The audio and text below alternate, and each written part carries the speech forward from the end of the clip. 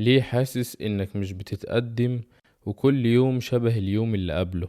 السلام عليكم ورحمة الله وبركاته. ازيكم عاملين ايه؟ يا رب تكونوا بخير. في الحلقة دي هقولك ليه حاسس دايما انك واقف مكانك ومش بتتحرك والدنيا كلها سابقاك. للأسف المشكلة دي عند ناس كتير وانا كنت واحد منهم. الحكاية كلها ان دماغك شغالة تجلد فيك، يعني طول الوقت دماغك شغالة تقولك انت مش بتشتغل على نفسك، انت فاشل، انت الدنيا كلها سابقاك، الناس كلها ناجحة الا انت، الناس كلها بتعمل ملايين الا انت، مع انك ممكن تكون عادي بتتحرك وبتسعى وبتشتغل على نفسك. المشكلة لما دماغك تفضل تجلد فيك انت مش بتتحرك من مكانك. لما تفضل تقول لنفسك انا متأخر، انا مش بعمل، انا مش بسوي، انت فعلا مش هتعمل حاجة، هتقف مكانك. اول ما تفضل تجلد في ذاتك كده مش هتتحرك من مكانك. عشان ما تحسش ان انت واقف مكانك تشتغل على نفسك من سكات، تفضل مستمر حتى لو مفيش نتائج، تفضل مكمل على المشروع بتاعك او الحاجة اللي انت شغال عليها من غير ما تجلد في ذاتك ومن غير ما تسوف. لان صدقني انت لو فضلت على كده مش هتشتغل على نفسك غير لما حياتك تبقى في خطر.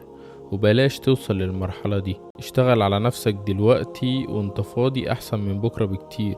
وصدقني الناس كلها مش سابقاك ولا حاجة، ده متهيألك. اشتغل انت بس على نفسك وركز على نفسك. انا عارف ان في ناس كتيرة قوي عايزة تبدأ بس مش عارفة تبدأ منين، ولا لاقي حد يساعدها ولا اي حاجة، وخايف تبدأ من كتر الكلام اللي بتسمعه مثلا عن تجارب ناس تانية. كل واحد وليه التجربة بتاعته، مش شرط التجربة بتاعتك تبقى زي بتاعت غيرك، ممكن تنجح معاك انت. الحاجة اللي عايز تبدأ فيها ابدأ فيها دلوقتي، وصدقني في أبواب كتيرة أوي هتتفتح لك لما تبقى جوه الحاجة غير لما تبقى بره.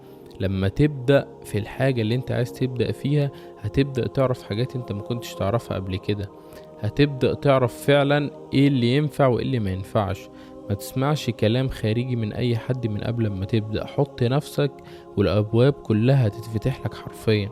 احسب كل حاجة هتصب في مصلحتك. لابد انك تبدأ، يا اما هتبدأ دلوقتي يا اما هتبدأ متأخر، فتبدأ دلوقتي وتاخد الريسك دلوقتي احسن. ممكن تكون بتتحرك بس بتتحرك غلط، ماشي في طريق مش هيوصلك لهدفك، يبقى ايه لازمتها؟ في ناس كتيرة قوي بتقع في الحوار ده، يفضل ماشي في طريقه وخلاص مش هيوصله لهدفه، يضيع 5 6 سنين من عمره وفي الاخر يكتشف ان هو كان ماشي في حاجة غلط خالص. اهم حاجة اتجاهك، اهم حاجة الوجهة اللي انت ماشي عليها، اهم من السرعة. ممكن تكون بادئ متأخر بس عارف انت هتعمل ايه، فتسبق ناس بقالهم كتير قوي في الطريق. اكتر حاجة اللي ممكن تضيعك وانت ماشي في طريقك التشتت.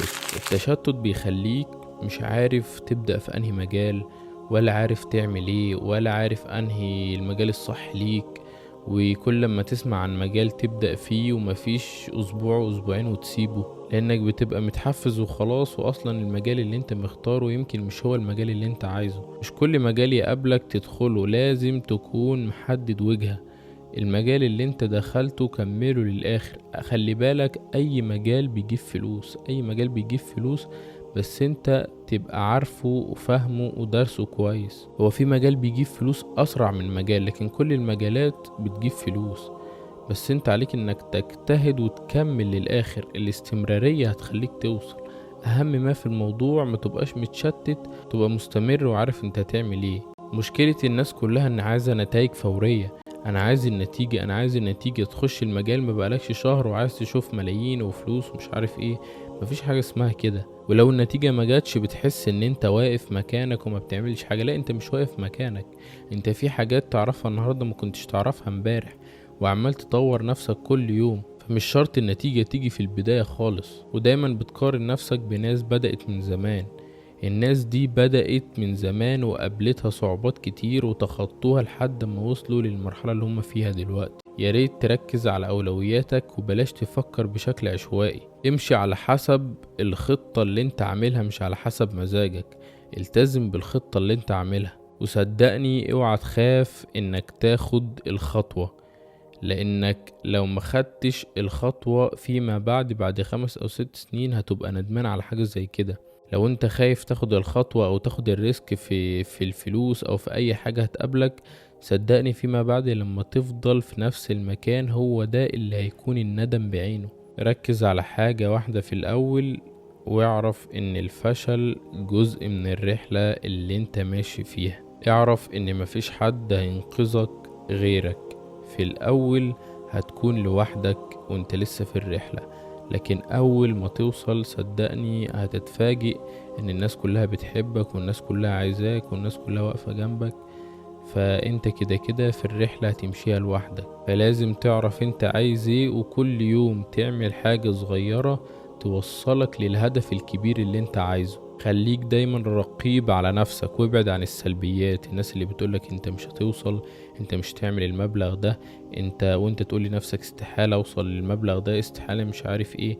مفيش حاجة اسمها كده. انت مش بعيد عن هدفك صدقني، بس انت اشتغل عليه واستمر، وحاوط نفسك بناس ايجابية وناس عندها نفس الهدف بتاعك، وما تزحمش دماغك على الفاضي عشان تعرف تركز. وبكده يكون الفيديو خلص. لو عجبك الفيديو ما تنساش تعمل سبسكرايب للقناة وتفعل زر الجرس عشان يوصلك كل جديد.